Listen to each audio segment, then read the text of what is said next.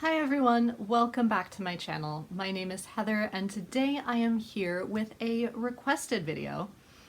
Some of you have been asking me about the variety of editions that I have, a lot of classic books in, mainly Trollope, but I did pull in a few other editions as well, asking me what are the pros and cons of each edition, especially if you're shopping for secondhand classics online, if that is the most accessible way for you to get classics where you are. So I thought I would oblige with a little tour of some of the editions of classics that I have, the nice features, the pros, the cons, so you can decide for yourself what sort of edition would work best for you. So some of the most ubiquitous editions that you are going to find are, of course, the Penguin Black Spines. These are beautiful. They have a huge variety of classics out there.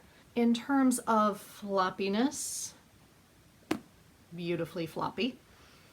The print, I'm going to go show the first pages so that I don't accidentally show any spoilers here. The print is about so big. So to my eyes, pretty readable. They have good margins. They usually have really interesting introductions and a good selection of explanatory notes at the back. The only downside to these, I would say, is that if you know a novel was illustrated in some way, shape, or form, Penguin usually does not include those illustrations, if that matters to you. Otherwise, a very solid choice.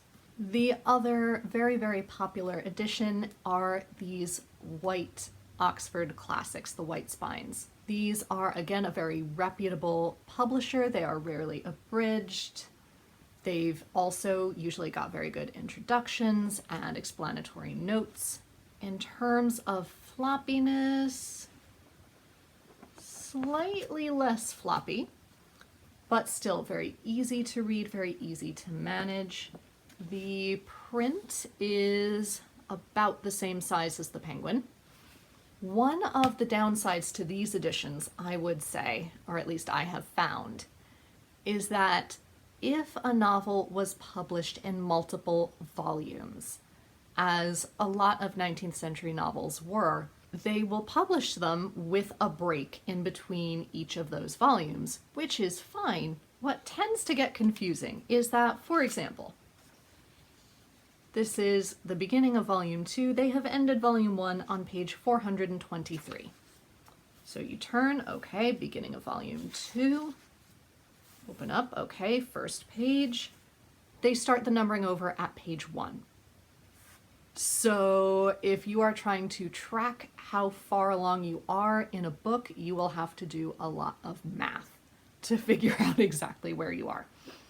That is, I would say, one of the few downsides. Otherwise, these are also a very reliable edition.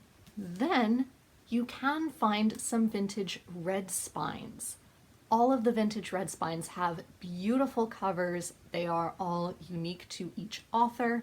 So for example, Trollope has these beautiful, I believe, William Morris prints.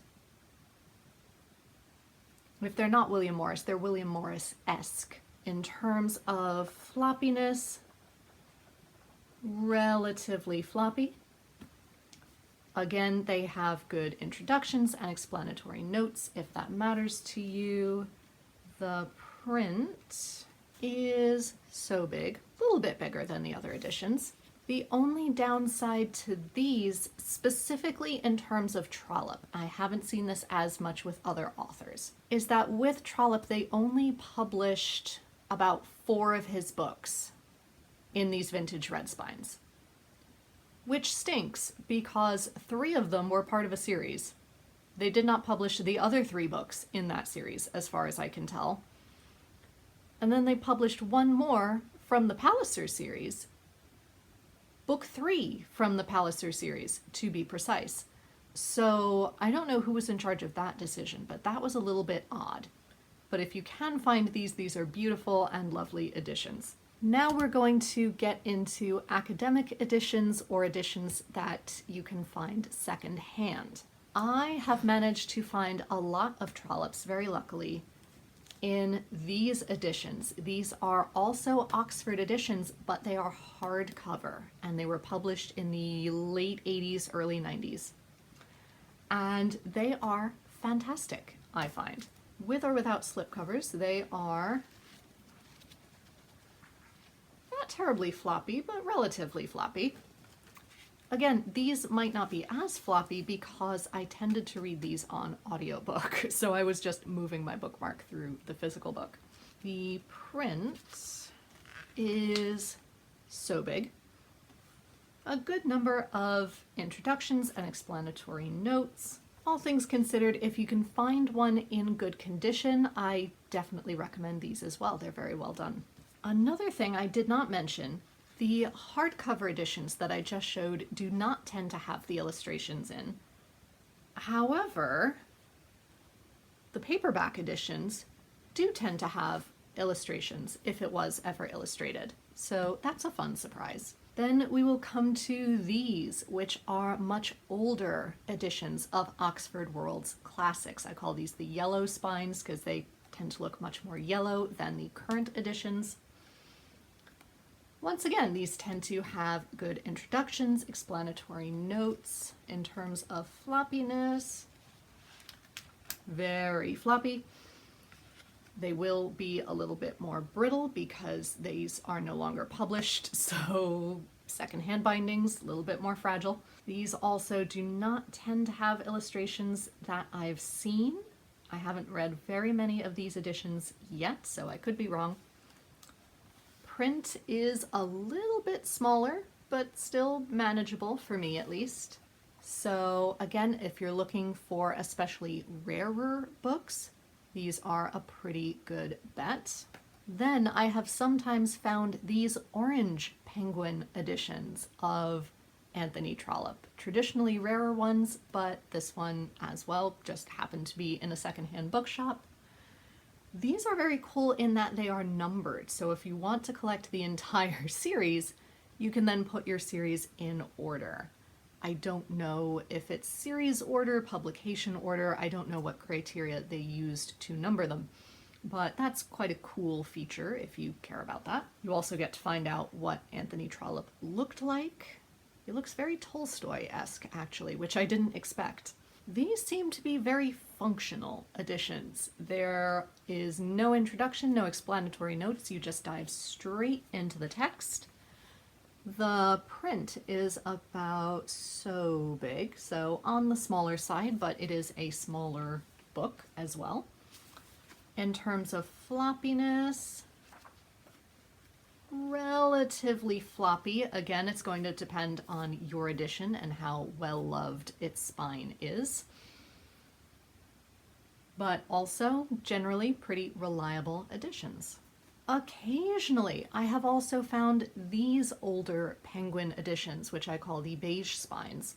And these are also very reliable. Text is always in good shape. These are, again, much more functional editions. You dive straight into the text. The only reason this one has a preface is because Thomas Hardy wrote a preface to it, so they included that.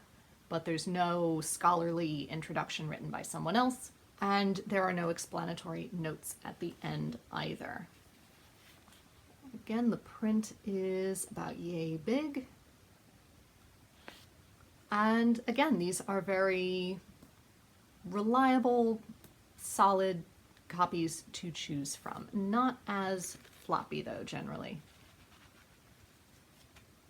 Sometimes you might come across a Norton Critical edition if it's a particularly beloved classic that might be ordered for a university curriculum, say.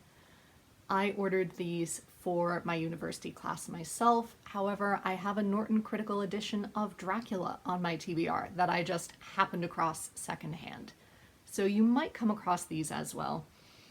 Since they are critical editions, there is going to be a lot of extra material in these. A lot of footnotes, explanatory notes, essays, introductions, all sorts, which is why my professors had me order them, because sometimes they wanted us to read the critical essays in addition to the novel itself.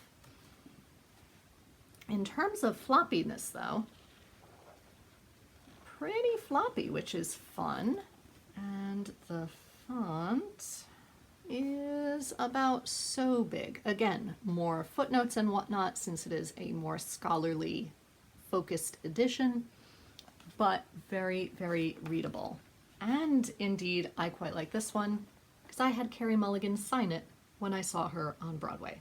Then the last in my variety of Anthony Trollope editions that I have found a couple of these Dover editions.